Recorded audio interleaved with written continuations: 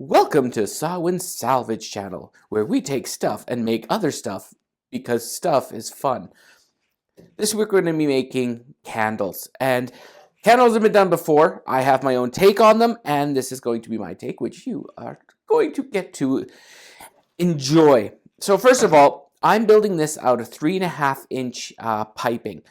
You don't have to do this out of 3.5 inch. You can go bigger, you can go smaller.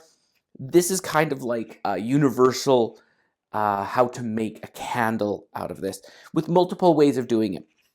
So first thing you're going to do is you're going to get your pipe and you're going to cut one end square and then one end at a slight angle. When you cut that end off, keep it because we're going to need it right after.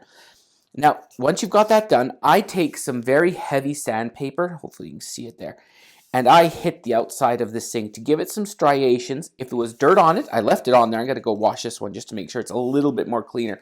But I like the way this looks. It looks like old wax, so why mess with something that's not broken? Now, you're going to take this here, and we're going to be building the top plug for that pipe. Let's sort of swing that down in here. Take this, and wherever your angle is, you will lay it down on some EVA foam. And then drawing to the inside, whoo, look at that sucker jump. Drawing to the inside, you're going to create a circle. Mark somewhere close to center because we're going to be drilling a hole there.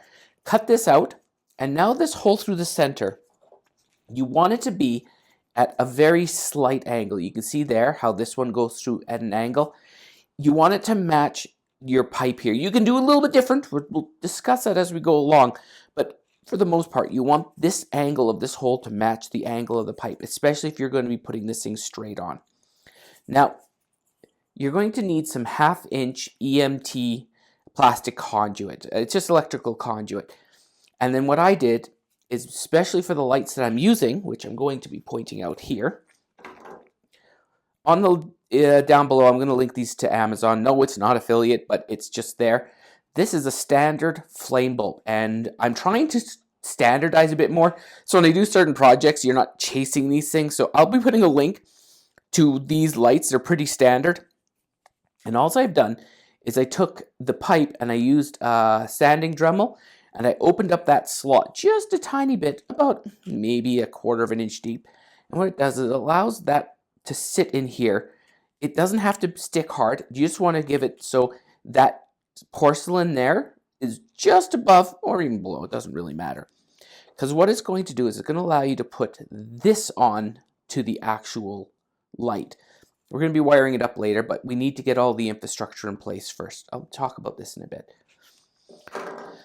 So taking this, you want this hole to be smaller than what this pipe is because you want this to be really strong friction fit. And just like that, you'll spin it down. And then taking your whatever flame you end up using, I'll talk about this one in a bit, you'll go through and you'll set that so it sits at the angle that matches the pipe. And then what we're going to do, I'm not going to really try this on camera because it is going to screw up. It takes a little bit of a touch to get it in right. But as you can see, the foam allows this thing to friction fit beautifully. There we go. Similar to that, you just have to bring that front edge up a bit. Once you've got it to this point, we're going to start talking about how to go about doing the wax on the top. I'll be back in a moment. Finishing these things. So we've got to this point, and now you have two options depending on what you want to spend and what you want to do. I'm going to talk about how we do the wax here a little bit. So first of all, if you don't want to go buy some air dry clay, you'll just be using up more hot glue. Simple enough. Because the effect you're going to have if you just use hot glue is this one here.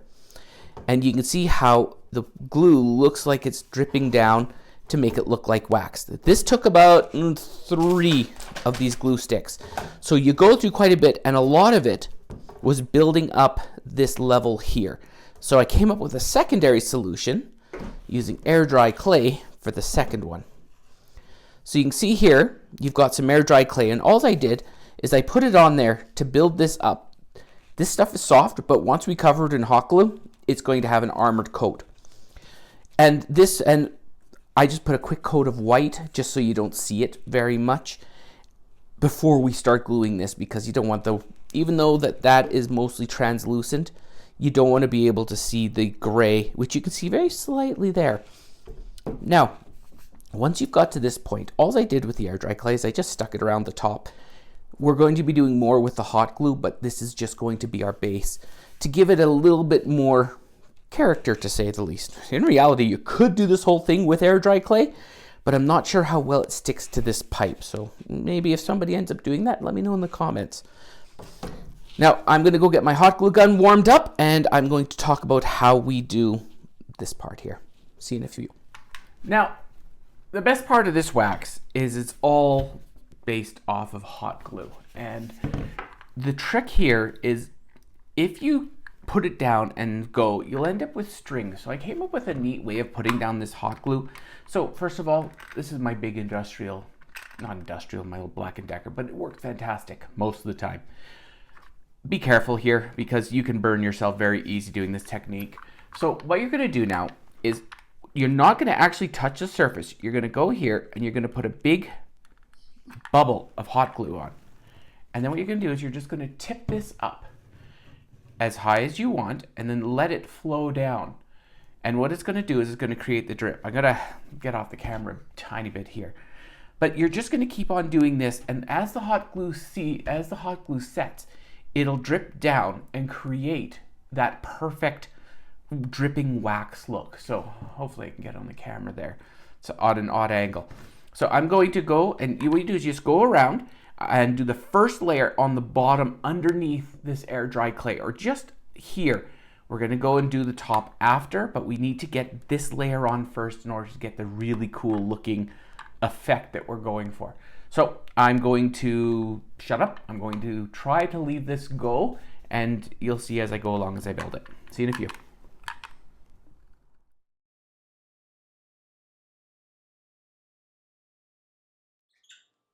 Now we have got all of the wax done and multiple layers. So you saw before how I had it come down. I wanted to record more, but something happened in the footage. I had to cut it off short.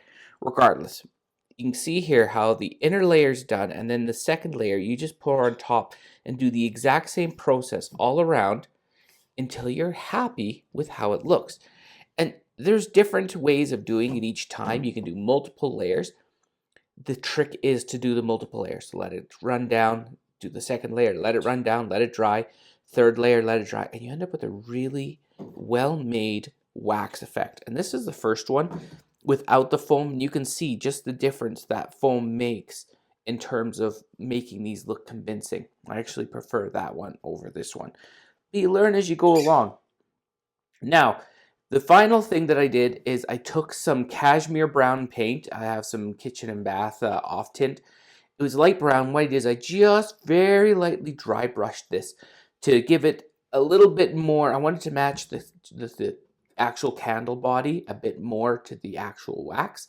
So that's what you see here, because you can actually see the difference. There is it without color on. That's with the color on. I'm going to go through. I'm going to do a little bit more aging with some wash just to get to these areas darkened up.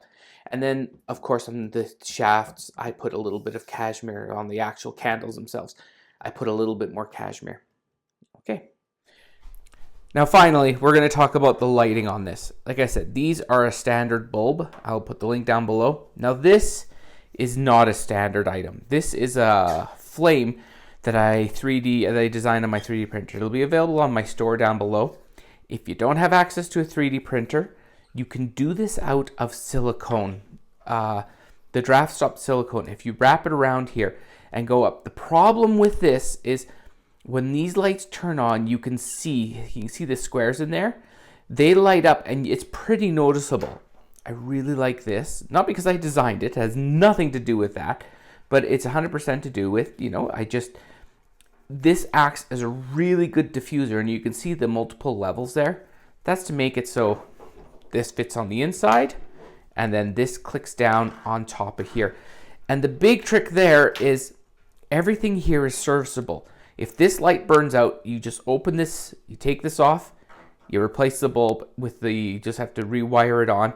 But everything is very easy to do. We're going to go over the wiring next, but I'm going to go get the aging done on this. I'm going to be building a base after. See you in a few.